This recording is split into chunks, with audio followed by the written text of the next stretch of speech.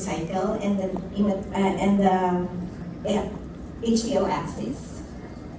This results from a complex system involving the hypothalamus, pituitary, and the end organs. It may vary a few years after menarche. Okay, for the adolescents, according to the WHO, it encompasses the phase of life between childhood and adulthood. As in a song, not yet a girl, I'm not a girl and not yet a woman. So it's in between the childhood and becoming an adult. So it is a period between 10 to 19 years, and it includes critical changes in growth, puberty, and development. Okay. So it is very important to do our history taking. We had this during our medical school. With this, we obtained, because this is a pediatric age group, it's a special age population, so it usually is with the guardian. And of course, we should not forget about the menstrual history, and it's very important to have the sexual history, past medical history, review of systems, social history, and family history.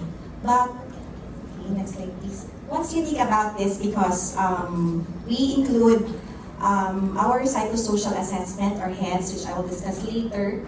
And this is in concordance with the DOH, with the Adolescent Health Education and Practical Training, which is an online course. So we establish confidentiality and rapport because it's a different age population. So for example, sexual history, it's very important. We have to know if she's sexually active. Particularly in our topic, it's abnormal uterine bleeding in adolescents. And for the HEADS assessment, so we walk you through with it.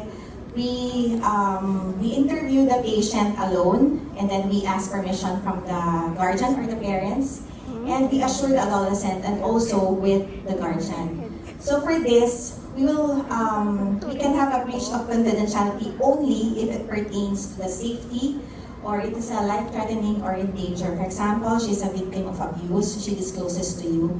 So that's the time that we will breach confidentiality. Although this is one of the common implications with legal issues, particularly in the pediatric age group. Okay, so slide please. So under the DOH, that is mainly guided by the Convention of the Rights of the Children, which states that the program must be in the interest of the child. So this is Administrative Order 2013-0013.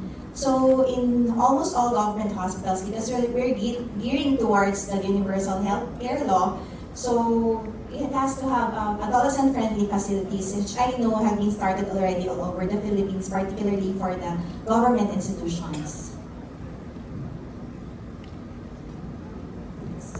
So what do we mean by HEADS? So this is what that acronym stands for. So this is unique for the pediatric gyne.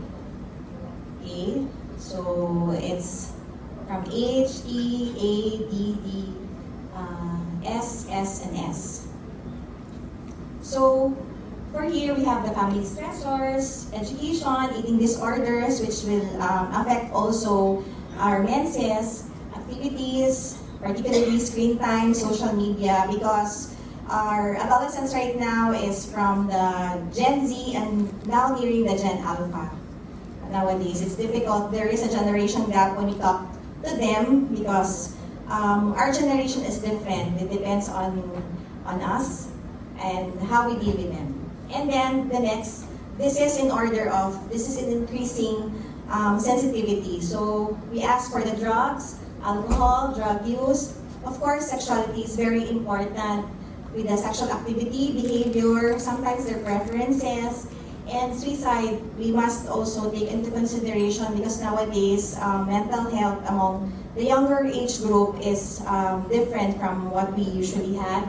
So we also address the depression and risk, and we refer them to our friendly adolescent medicine specialist. And of course, as I have mentioned, the breach of confidentiality will be breached if there is